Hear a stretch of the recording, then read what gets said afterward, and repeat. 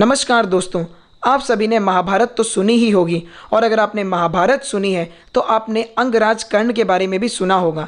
लेकिन क्या कभी आपने ऐसा सोचा है कि अंगराज कर्ण जो कि इतने महान थे, सूर्य के पुत्र थे, इतने बड़े दानवीर थे, इसके बावजूद भी उनका पूरा जीवन इतना दुखमय क्यों था? क्या आपने कभी इसके बारे में सोचा है? अगर नहीं सोचा तो कोई बात नहीं, क्योंकि इस वीडियो में मैं आपको उसके बारे में बताऊंगा, तो इस वीडियो को अंत तक ज़रूर देखिएगा। त्रेता युग में दंभोदवा नाम का एक बहुत ही ज़्यादा शक्तिशाली असुर रहता था। अब इस असुर ने एक बार क्या किया, इस असुर ने एक बार घनघोर तपस्या की सूर्यदेव को प्रसन्न करने के लिए। अब इसकी तपस्या इतनी घनघोर थी, इतनी अच्छी थी कि सूर्यदेव प्रसन्न हो गए और उसके समक्ष प्रकट हुए। फिर सूर्यदेव ने उसे कहा कि बताओ तुम्हें क्या चाहिए। तो फिर उसने कहा कि मुझे तो अमृतत्व चाहिए। फिर सूर्यदेव ने कहा कि अमृतत्व का वरदान तो मैं नहीं दे सकता, क्योंकि यह मेरे बस में नहीं है, तुम मुझसे कुछ और मांगो। तो फिर उसने कहा कि चलो ठीक है, आप अगर मुझे अमृतत्व का वरदान नहीं दे सकते तो मुझे एक ऐसा वरदान दीजिए जिससे कि मुझे 1000 कवच प्राप्त हो। और उसने एक और चीज़ मांगी। उसने कहा कि ये जो 1000 कवच है, इसमें से एक कवच को भी केवल वही व्यक्ति काट सकता है जिसने कि 1000 सालों तक अखंड तपस्या की हो। तो फिर सूर्यदेव ने उसे तथास्तु कहकर वरदान दे दिया। अब पहले जब इस असुर के पास ज़्यादा शक्तियाँ नहीं थी, फिर भी यह लोगों को बहुत ज़्यादा परेशान करता था और इसने सभी के नाक में दम कर रखा था।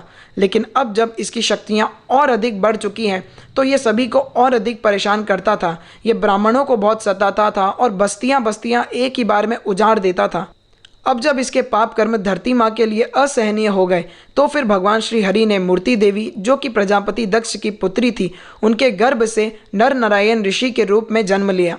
अब इसके बाद ब्रह्मा जी ने क्या किया, ब्रह्मा जी गए दंभोदवा के पास और वहां जाकर उन्होंने उससे कहा कि तुम्हें नर नारायण ऋषि से युद्ध करना चाहिए, वो बहुत ज़्यादा शक्तिशाली है।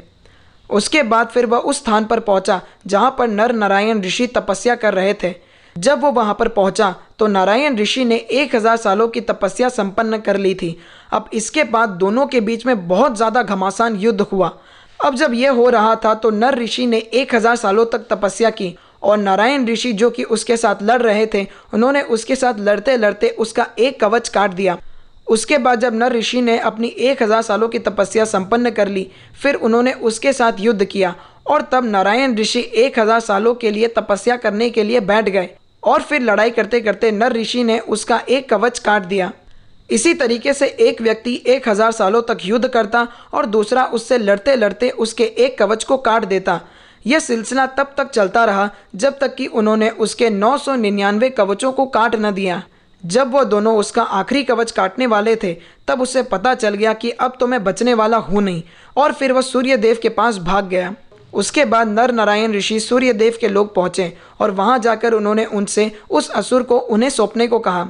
लेकिन सूर्यदेव ने उनसे कहा कि यह मेरा भक्त है और मेरे भक्त की रक्षा करना मेरा धर्म है, और यह कहकर उन्होंने उस असुर को उन्हें सौंपने से मना कर दिया। उसके बाद नर नारायण ऋषि बहुत ज़्यादा क्रोधित हो गए और उन्होंने सूर्यदेव को श्राप दिया और उन्होंने उनसे कहा कि आपके इस कर्म के वजह से आपको भी पृथ्वी लोक में जन्म लेना होगा। और ये जो 1000 कवचों वाला असुर था, यह और कोई नहीं बल्कि वही है जो कि हमें महाभारत में सूर्यपुत्र कर्ण के रूप में देखने को मिलता है। और महाभारत में कर्ण के पास जो कवच है, यह वही कवच था जो कि नर और नारायण ऋषि के द्वारा 999 कवचों को काटने के बाद बच गया था। तो जैसा कि हमने वीडियो में देखा, सूर्यपुत्र कर्ण पिछले जन्म में दंभोदवा नाम के एक असुर थे जिसने कई सारे पाप कर्म किए थे, और इसीलिए सूर्यपुत्र कर्ण का भी जीवन दुख में बीता था। तो इसी के साथ हमारी आज की ये वीडियो यहीं पर समाप्त होती है। अगर आप किसी अन्य विषय पर भी वीडियो चाहते हैं तो मुझे कमेंट कर ज़रूर बताइएगा, मैं उस पर भी एक वीडियो बनाने की कोशिश करूँगा। अगर आपको मेरी ये वीडियो अच्छी लगी हो तो इसे लाइक और शेयर करें और मेरे चैनल को भी सब्सक्राइब करके नोटिफिकेशंस को अनेबल कर दें ताकि मेरी कोई भी वीडियो आप मिस ना करें।